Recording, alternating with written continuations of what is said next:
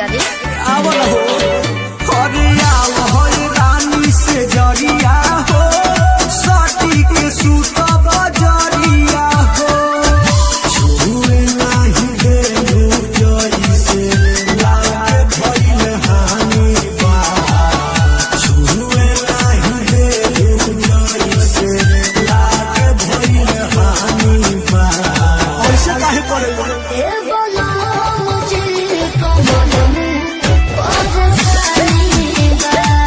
कैसे हो गई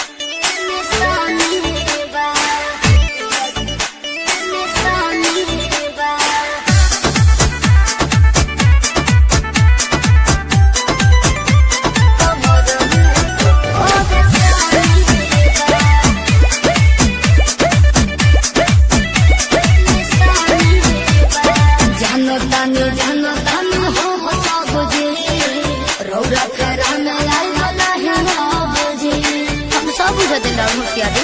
पूछ नहीं तू पूछ